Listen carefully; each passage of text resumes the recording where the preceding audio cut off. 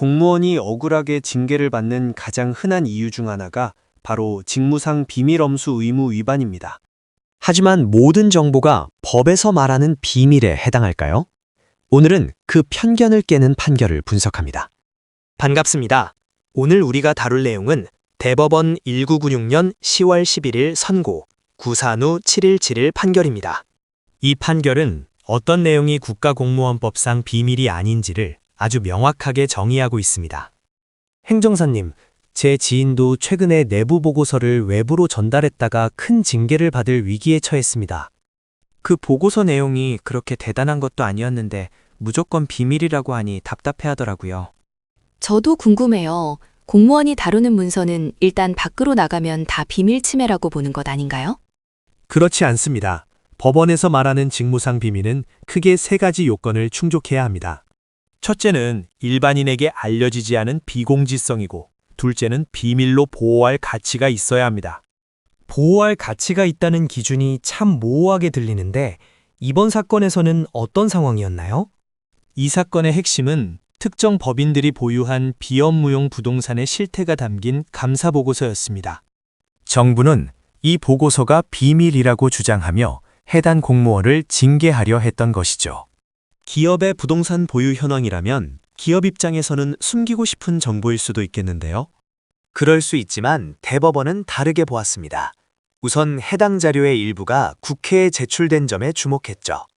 이미 국회에 제출되어 공개된 자료라면 더 이상 일반인에게 알려지지 않은 비밀이라고 볼 수 없습니다. 이미 다른 경로로 세상에 알려진 정보라면 비밀로서의 생명력이 끝났다는 말씀이시군요. 정확합니다. 그리고 재판부는 오늘날과 같은 고도 정보 사회라는 시대적 배경도 고려했습니다. 개별 법인이 비업무용 땅을 얼마나 가졌는지는 일반인도 마음만 먹으면 알 수 있는 정보라는 겁니다.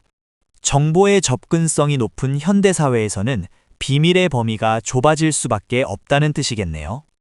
그렇습니다. 그리고 이 판결에서 가장 중요한 논점 중 하나는 바로 문서의 성격이었습니다. 해당 감사보고서가 최종적으로 종결된 문서인지 아니면 중간 단계의 문서인지가 관건이었죠.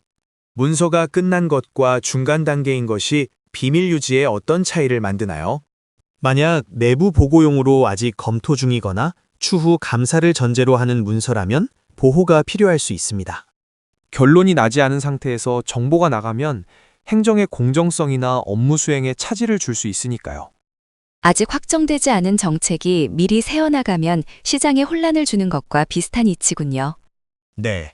하지만 이 사건의 보고서는 이미 감사 자료로 분류되어 최종적으로 종결된 상태였습니다. 추후에 감사를 전제로 하는 내부 보고용 문서가 아니었기에 비밀로 보호할 실익이 없다고 본 것입니다. 결국 내용도 이미 알려졌고 문서도 최중본이라 행정 기능에 해를 끼칠 우려가 없었다는 거군요. 맞습니다. 국가공무원법 제60조 소정의 직무상 비밀에 해당하지 않는다는 것이 결론입니다.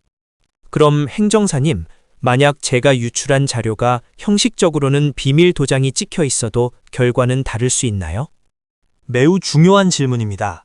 판례는 형식적인 비밀 표기보다 실질적인 비밀 가치를 중시합니다. 행정기관이 스스로 비밀이라고 지정했다고 해서 법적으로도 무조건 비밀이 되는 것은 아닙니다. 실제로 국가의 이익이 되는지 혹은 공익적으로 보호해야 하는 내용인지가 우선이라는 거네요. 그렇죠. 실질적으로 그것이 외부에 알려졌을 때 국가의 기능을 저해할 위험이 있어야 합니다. 이 판례는 공무원의 알 권리와 징계권 남용 사이에서 아주 중요한 균형추 역할을 하고 있습니다. 하지만 공무원 입장에서는 기관장이 비밀이라고 하면 겁이 나서 아무 말도 못할 것 같은데요. 그래서 전문가의 조력이 필요합니다. 징계 사유가 정당한지 법리적으로 따져봐야 하거든요. 오늘 말씀을 들어보니 제가 아는 그 지인도 충분히 소청 심사를 통해 답을 여지가 있겠어요. 네, 단순히 문서를 외부로 내보냈다는 사실만으로 포기해서는 안 됩니다. 그 문서가 이미 공개된 자료인지 혹은 종결된 사안인지 면밀히 분석하는 과정이 필수입니다. 개인이 혼자서 대법원 판례를 찾고 논리를 구성하기는 정말 쉽지 않은 일인 것 같아요. 직무상 비밀 엄수 의무 위반은 형사처벌로도 이어질 수 있는 무거운 사안입니다. 따라서 초기 단계부터 자신의 행위가 법이 정한 비밀 침해에 해당하는지 냉철하게 진단받아야 합니다. 국가공무원법 제60조의 벽이 생각보다 높지만 동시에 넘지 못할 벽도 아니라는 희망이 생깁니다. 법은 권리 위에 잠자는 자를 보호하지 않습니다. 자신의 정당함을 증명할 방법은 분명히 존재합니다. 오늘 구체적인 판례 분석을 통해 공무원의 직무상 비밀에 대해 깊이 있게 알아본 시간이었습니다. 도움 말씀 주신 누리 행정사님, 그리고 함께해 주신 의뢰인 두 분께도 감사드립니다.